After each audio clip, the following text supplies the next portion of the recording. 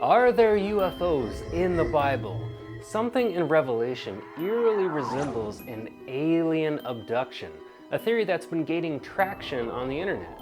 But is this passage really about UFOs or not? Let's investigate.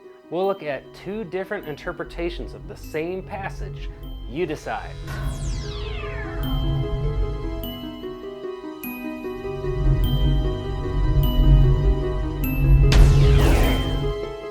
This channel is a safe place to explore no matter where you're at in your spiritual journey.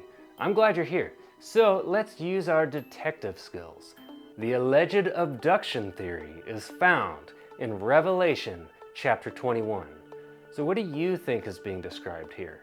It starts off relatively normal. Then I saw a new heaven and a new earth, for the first heaven and the first earth had passed away, and the sea was no more. And I saw the holy city, New Jerusalem, coming down out of heaven from God.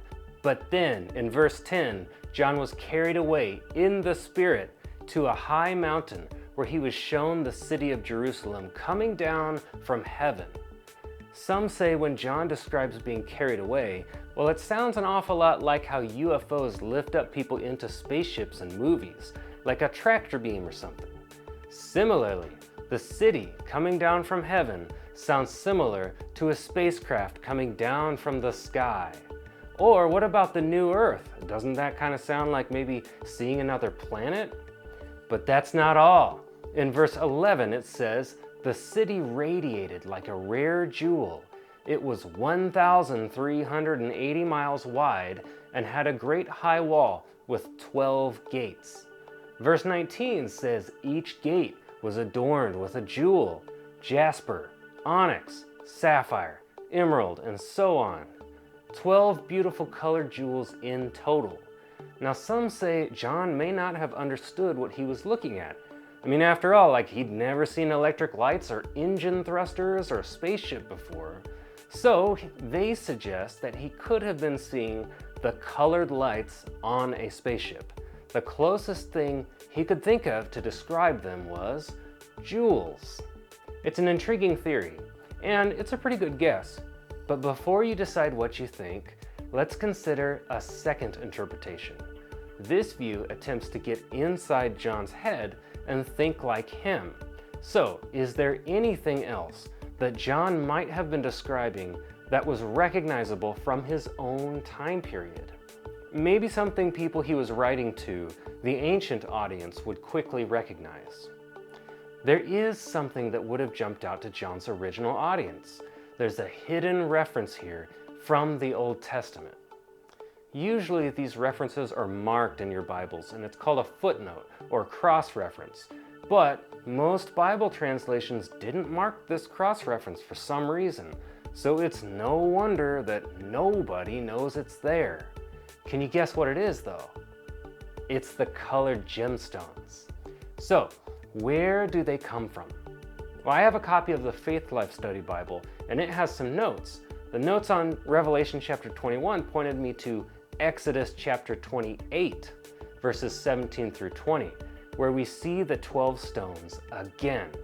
And here we discover that in ancient Israel, the priests were instructed to wear the colored gems on their breastplate. But the reason they wore them isn't clear in this passage. The gems had a symbolic meaning. One other Old Testament passage will give us a clue to what they may have meant. Ezekiel chapter 28 holds the key, but to understand it, there are a few things we need to know about the way ancient people saw the world.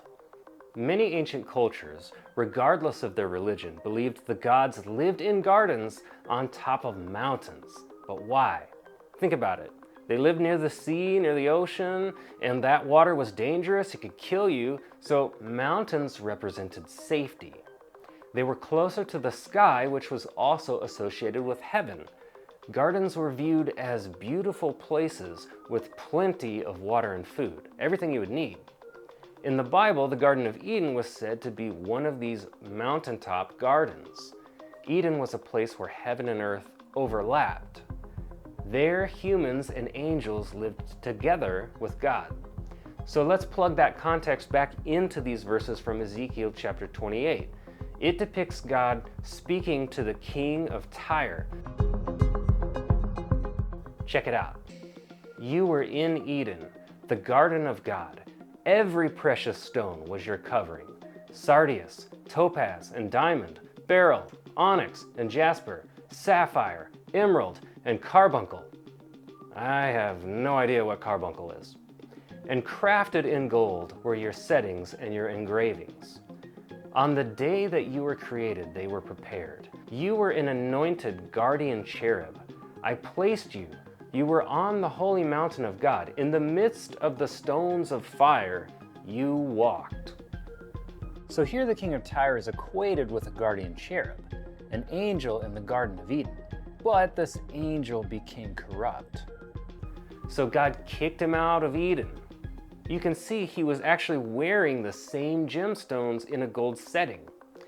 Sounds just like the breastplates that Israel's priests wore. Based on this passage, it seems like the stones likely came from Eden. But are they literal or symbolic? That's hard to say. How can you even describe a non-physical place like a spiritual realm? If you were trying to describe a place where God lives, what would you even say? An ancient person might have thought of the most valuable thing they could think of, and something very beautiful like rare gemstones. So that makes sense. We might think of gold or diamonds, maybe bitcoins. But whether the stones were real, literal, symbolic, it's not really critical. What we do need to take away, though, is that these gems were associated with Eden. They're a reminder of the Garden of Eden. It's a clue to why the priests wore them in Exodus chapter 28. Can you guess why? The priests worked in the temple, and the temple was supposed to remind people of Eden. That's where God was thought to have dwelled. So now we have two passages that associate the stones with Eden: Exodus 28 and Ezekiel 28. How does that help solve Revelation chapter 21, though? Consider how this fits into the Bible's big picture. At the beginning of the Bible, the first humans basically betrayed God in Eden in favor of another spiritual being. So humans were banished from Eden, but that's said to be temporary. The whole point of the rest of the Bible is to describe how God will bring humans back to a new, better version of Eden, where humans and God and the angels will all live together again in the same plane of existence. The priests wear the gems on their breastplate to point to that future Eden. It seems in Revelation chapter 21, John caught a glimpse of this final version of Eden. We don't know if he was having a dream, a vision, or if he was actually transported there. Some even suggest that maybe he was experiencing astral projection, like an out-of-body experience. But the gemstones on the gates of the city are the clue to readers that John was seeing the new Eden. Most people today call it heaven, but does that literally look like this, or did John just use these stones as a metaphor? Nobody really knows. Now, it's time to compare these two interpretations. We have two options here. One that suggests John saw a UFO, and one suggesting that he either saw the literal New Eden or used these stones as a metaphor to communicate that he was looking at the New Eden. So which interpretation reflects what John was trying to say? Well, this is something that you'll have to research and decide for yourself. But for me, I have a process that I use to decide between different interpretations. Usually, if I can find a way to explain the story from the author's own culture and time period, and I can get inside his head and see something there, I lean towards that explanation. I tend to try to get inside the author's head before looking for explanations from a modern point of view, or trying to think my way through something.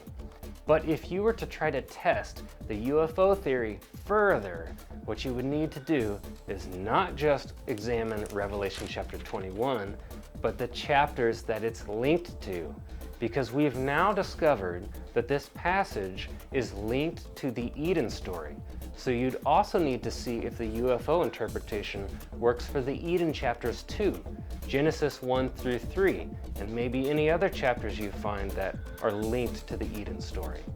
But if you like weird stuff in the Bible, how about studying something else? The Nephilim, beings that crossed over from the spiritual realm to the physical realm, and are also often linked to UFO theory. Watch this video next.